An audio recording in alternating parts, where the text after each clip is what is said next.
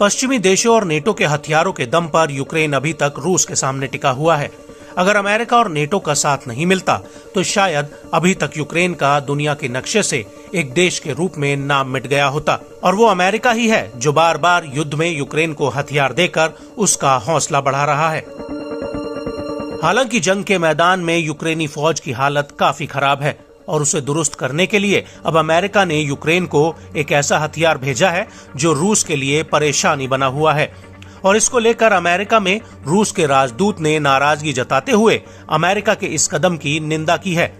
दरअसल 31 जनवरी 2024 को अमेरिकी राजनीतिक मामलों की स्टेट सेक्रेटरी विक्टोरिया नुलैंड ने कहा था कि ground launch small diameter bomb यानी GLSDB यूक्रेन पहुंच रहे हैं, जिनकी मारक क्षमता 150 किलोमीटर तक है। और नुलैंड के इस बयान को लेकर अमेरिका में रूस के राजदूत एनाटोली एंटोनोव ने कहा कि अमेरिका मूलभूत रूप से यूक्रेन को लंबी दूरी के हथियारों की नई खेप भेजकर और अधिक अत्याचार करने के लिए प्रोत्साहित कर रहा है। ये एक गैर जिम्मेदाराना और सामान्य रूप से हैरान करने वाला है।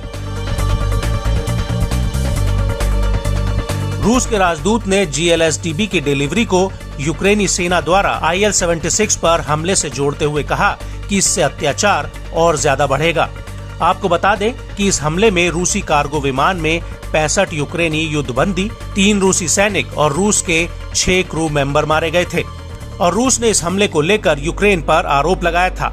रूस का कहना है कि ये विमान बेलगोरोड इलाके में युद्धबंदियों की अदला बदली के लिए जा रहा था, जिसे यूक्रेन ने अमेरिकी पेट्रियट एयर डिफेंस सिस्टम से मार गिराया था। रूस के राजदूत ने अमेरिका पर आरोप लगाते हुए कहा कि अपने ग्राहकों के भयानक अपराध को स्वीकार करने के बजाय अमेरिका उन्हें नए घातक हथियार भेज रहा है। इस प्रकार शब्दों से नहीं बल्कि कामों से अमेरिका अपनी कठपुतलियों को नए अत्याचार के लिए उकसाता है।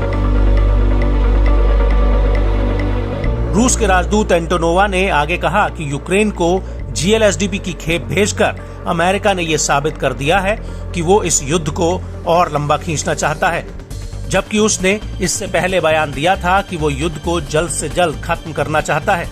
लेकिन अमेरिका के इस कदम से साफ है कि यूक्रेन और रूस दोनों में ही आम नागरिकों की जानें जाएंगी। हालांकि अमेरिकी रक्षा मंत्रालय पेंटागन ने अपने एक बयान में कहा कि यूक्रेन को GLSDB की खेप को उसके यूक्रेन सिक्योरिटी असिस्टेंट इनिशिएटिव के तहत दिया गया है, जो प्राइवेट कंपनियों से कॉन्ट्रैक्ट के जरिए दिए गए हैं।